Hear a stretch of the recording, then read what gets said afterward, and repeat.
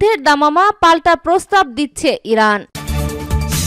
সামরিক চাপেও নতি স্বীকার নয় ইরান ইস্যুতে কৌতূহলী ট্রাম্প। যুদ্ধের প্রস্তুতির দায়িত্বে লারিজানি, ইরানের সামরিক কমান্ডে বড় রদবদল। পারমাণবিক ইস্যুতে ভিন্ন অবস্থানে তেহরান ও ওয়াশিংটন। হরমুজ প্রণালীতে যুক্তরাষ্ট্রের সাবমেরিন শিকারী বিমানের মহড়া। নেতানিয়াহুর পদত্যাগের দাবিতে বিক্ষোভে উত্তাল ইসরায়েল। শিরোনাম শুনছিলেন, এবার বিস্তারিত।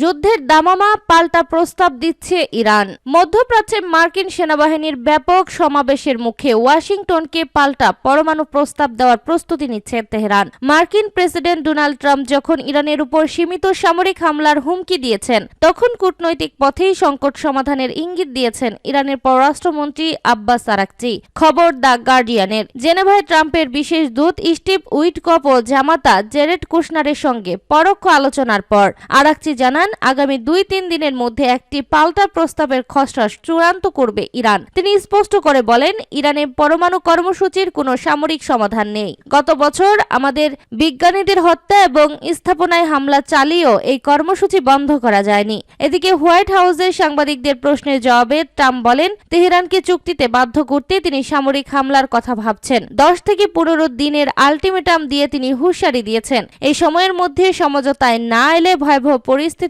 মুখোমুখি হতে হবে ইরানকে। ইরানের সাম্প্রতিক গণবিক্ষোভ দমনে প্রাণহানির সংখ্যা নিয়ে দুই পক্ষের মধ্যে বাদানুবাদ চলছে। ট্রাম্প নিহতের সংখ্যা 32,000 দাবি করলেও আরাকচি একে সন্ত্রাস বিরোধী অভিযান আখ্যা দিয়ে নিহতের সংখ্যা 3,117 বলে দাবি করেছেন।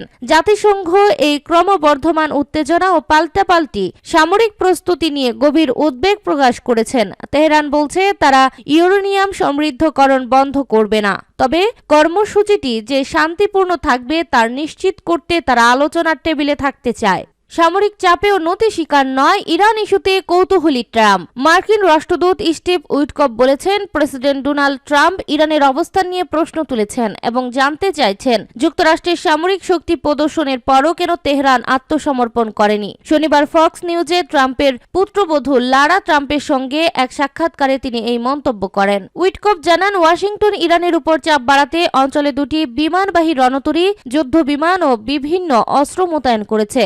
একই সঙ্গে সম্ভাব্য সামরিক সংঘাত এড়াতে ওমানের মধ্যস্থতায় জেনেভায় ইরানের সঙ্গে পারমাণবিক চুক্তি নিয়ে আলোচনা পুনরায় শুরু হয়েছে। চুক্তিতে অগ্রগতি না হলে ইরানকে কঠোর পরিণতি ভোগ করতে হবে বলেও যুক্তরাষ্ট্র সতর্ক করেছে। সাক্ষাৎকারে উইটকপ বলেন, ট্রাম্প হতাশ নন, তবে কৌতূহলী যে এত চাপের মুখেও ইরান কেন আলোচনায় নরম অবস্থান নিচ্ছে না। তিনি বলেন, আমি আত্মসমর্পণ শব্দটি ব্যবহার করতে চাই না, কিন্তু কেন তারা আমাদের কাছে এসে বলছে না যে তারা অস্ত্র চায় না এবং কি করতে প্রস্তুত তা জানাচ্ছে। তার মতে তেহরানকে সেই অবস্থানে আনা সহজ হচ্ছে না। যুদ্ধের প্রস্তুতির দায়িত্বে লারিজানি, ইরানের সামরিক কমান্ডে বড় রদবদল। মধ্যপ্রাচ্যে ক্রমবর্ধমান উত্তেজনার মধ্যে ইরান তাদের সামরিক এবং কৌশলগত নেতৃত্বে বড় ধরনের পরিবর্তন এনেছে। ইউরোপীয় সংবাদ মাধ্যম ইউরোনিউজের এক প্রতিবেদনে দাবি করা হয়েছে, ইরানের অভিজ্ঞ রাজনীতিবিদ এবং সাবেক পার্লামেন্ট স্পিকার আলী লারাজানিকে দেশটির সম্ভাব্য যুদ্ধের প্রস্তুতি তদারকির বিশেষ দায়িত্ব দেওয়া হয়েছে।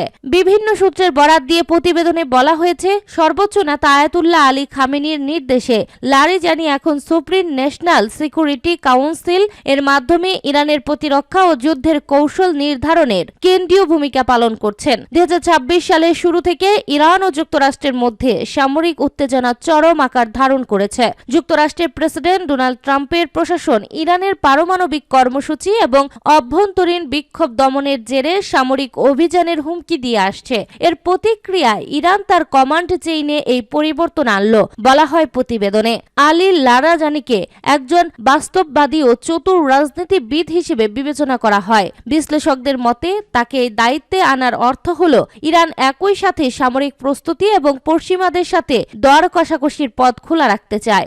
পারমাণবিক ইস্যুতে ভিন্ন অবস্থানে তেহরান ও ওয়াশিংটন। পারমাণবিক কর্মসূচিতে নিষেধাজ্ঞা আরোপের বিনিময়ে তেহরানের অন্যান্য বিষয়ে নিষেধাজ্ঞা তুলে নেওয়ার বিষয়ে ওয়াশিংটনের মধ্যে ভিন্ন মতামত রয়েছে বলে জানিয়েছে ইরানের একজন জ্যেষ্ঠ কর্মকর্তা।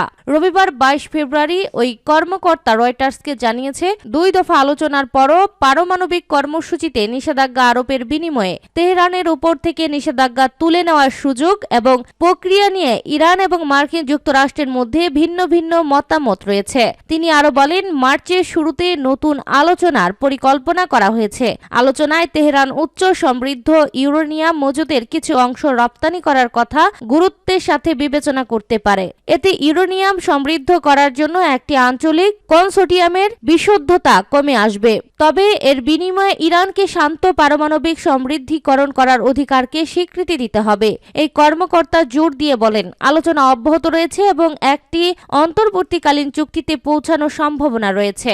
গতকাল ইরানের পররাষ্ট্রমন্ত্রী আব্বাস আরাকচি বলেছেন, তিনি আশা করছেন চলতি সপ্তাহে মার্কিন যুক্তরাষ্ট্রের সঙ্গে পারমাণবিক আলোচনার কয়েকদিনের মধ্যে একটি খসড়া প্রস্তাব প্রস্তুত করা হবে। অন্যদিকে মার্কিন প্রেসিডেন্ট ডোনাল্ড ট্রাম্প বলছেন, তিনি সীমিত সামরিক হামলার কথা বিবেচনা করছেন। ইরানের ঊর্ধ্বতন কর্মকর্তা আরো বলেন, তেহরান তেল ও খনিজ সম্পদের নিয়ন্ত্রণ হস্তান্তর করবে না, তবে মার্কিন কোম্পানিগুলো সর্বদা ইরানের তেল ও গ্যাসের ক্ষেত্রে ঠিকাদার হিসেবে অংশগ্রহণ করতে পারে।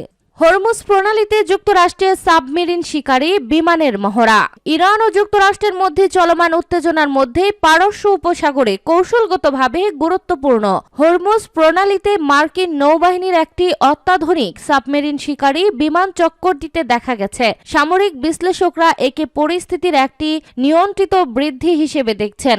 মার্কিন নৌবাহিনীর P-8 পোসাইডন নামক একটি সশস্ত্র সামুদ্রিক টহল বিমান ইরানের বন্দর আব্বাস এবং কিশম দ্বীপের কাছাকাছি এলাকায় উঠতে দেখা গেছে।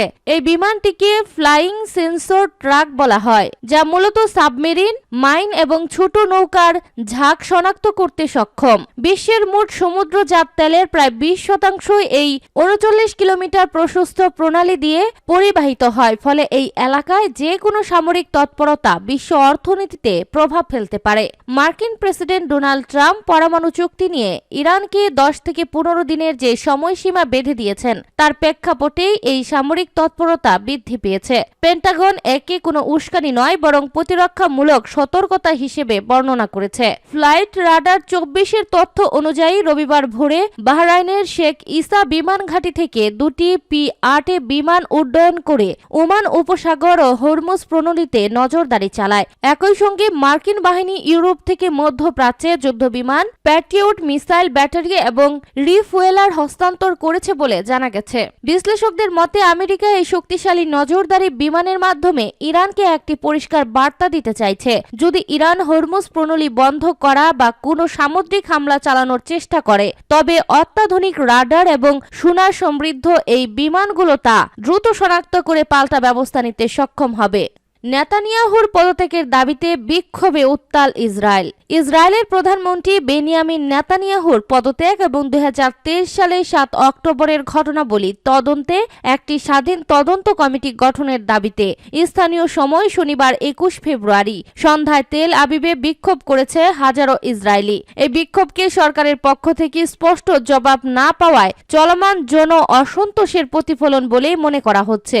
সরকারি জবাবদিহিতা নিশ্চিত করার দাবিতে স্লোগান দিতে দিতে বিক্ষোভকারীরা জোর দিয়ে বলেন, তদন্ত কমিটি অবশ্যই স্বাধীন, সর্বস্তরে জনসমর্থন প্রাপ্ত এবং রাজনৈতিক প্রভাব মুক্ত হতে হবে। বিরোধী দলীয় নেতা ও সাবেক প্রধানমন্ত্রী ইয়ার লাপিদ সমাবেশে ভাষণ দিয়ে বলেন, তদন্ত কমিটি গঠন কোনো ডান বাম রাজনৈতিক প্রতিযোগিতা নয়, বরং এটি একটি জাতীয় দায়িত্ব। লাপিদ বলেন যে সরকার জবাবদিহিতা এড়াতে প্রতিষ্ঠানগুলোকে দুর্বল করে তাদের শাসন করা বন্ধ করা উচিত। এটি ইসরায়েলের জনগণের জন্য একটি পরীক্ষা। সরকারের বিরুদ্ধে জনসাধারণের অর্থের অপব্যবহার এবং জনমত প্রভাবিত করার অভিযোগ তুলেন ইয়ার লাপিদ। বলেন, সাম্প্রতিক বাজেটে ধর্মীয় শিক্ষা প্রতিষ্ঠানগুলো অস্বাভাবিক হারে বরাদ্দ পেয়েছে।